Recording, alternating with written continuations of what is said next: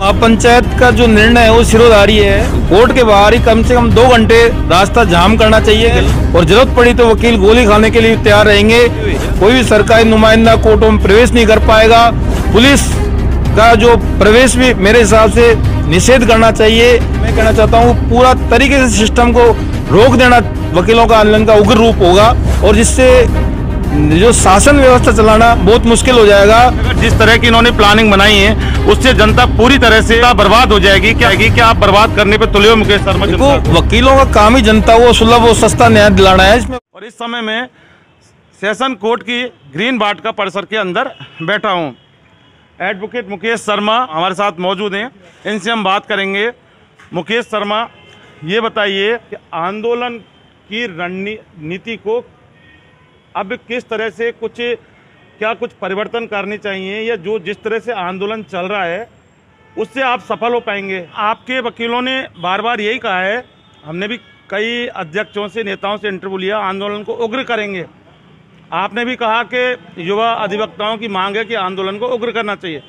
किस तरह से उग्र करना चाहिए, चलो बताएं आप।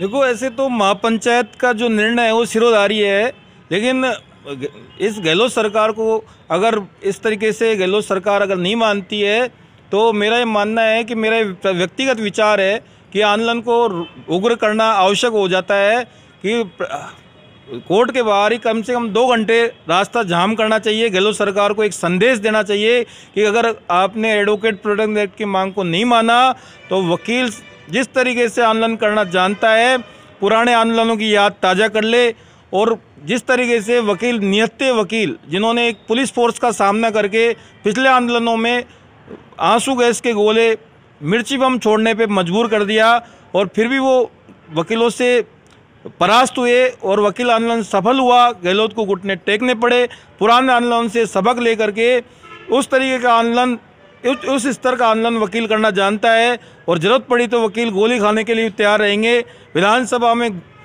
विधानसभा घेराव जिस तरीके का ऐतिहासिक वकील पहले भी करते आए हैं और जिस तरीके से गहलोत सरकार वकीलों के घेराव, विधानसभा घेराव से डर करके अपना उन्होंने विधानसभा का शेड्यूल चेंज किया है और विधानसभा कितनी आगे बढ़ा ले लेकिन वकीलों का ऐतिहासिक घेराव जारी रहेगा और आंदोलन में कोई भी सरकारी उग्र करते हुए कोई भी सरकारी नुमाइंदा कोर्टों में प्रवेश नहीं कर पाएगा।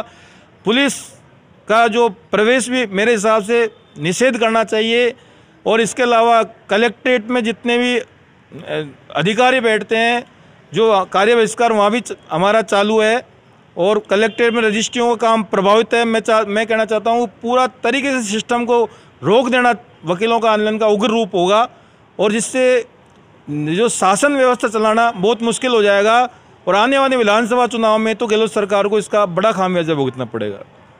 यानी कि इनका ये कहना है कि पूरी तरह से सरकारी जो सिस्टम है उसको तहस नहस करना पड़ेगा। लेकिन सवाल एक और मैं मुकेश शर्मा से करता हूं कि अगर जिस तरह की इन्होंने प्लानिंग बनाई है उससे जनता पूरी तरह से, जनता का जो काम पूरी तरह से जनता बर्बाद हो जाएगी। क्या आप बर्बाद करने पे तुले हो मुकेश शर्मा? देखो, वकीलों का काम ही जनता को सुलभ और सस्ता न्याय दिलाना है। इसमें वकील पूर्ण प्रयास करता है अपना, लेकिन वकील जिस तरीके से जनता को न्याय स्वतंत्र रूप से दिला पाएगा, जब भी दिला पाएगा जब वकील निष्पक्ष होकर के निडर तरीके से अपनी बात रख पाएगा।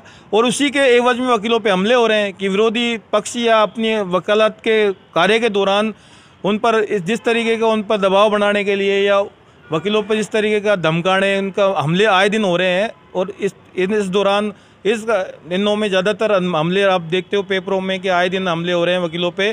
तो ये परिस्थितियों में जनता के लिए ही हम आंदोलन कर रहे हैं। वकील जनता के लिए शुरू से आंदोलन करता रहा है, चाहे कोर्ट फीस का मामला हो चाहे अन्य आंदोलन हो। वकीलों ने आंदोलन किए जनता के लिए और ये आंदोलन को भी जनता को ये समझना चाहिए कि जनता के लिए आंदोलन है और इसमें जनता का ही आगे भला होने वाला है और जनता को ही कोर्टों में न्याय आसानी से और निडर तरीके से, स्वतंत्र तरीके से मिल पाएगा।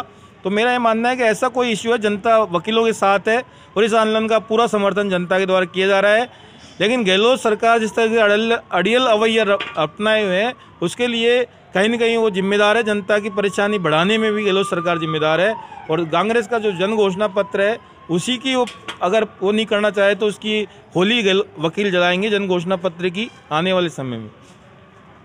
यानी कि संघर्ष समिति बन चुकी है, महापंचायत का गठन हुआ था। महापंचायत ने संघर्ष समिति का निर्माण किया था, उसमें 60 प्रतिनिधि नियुक्त किए हैं और उसके अनुसार ये पूरे आंदोलन की रणनीति को अंजाम दिया जा रहा है। लेकिन फिर भी मुकेश शर्मा का ये कहना है कि उनके कुछ व्यक्तिगत विचार थे जो उन्होंने रखा कि आंदोलन में किस तरह से और कुछ रणनीति बनाई जाए जिससे कि आंदोलन को और उग्र रूप दिया जा सके।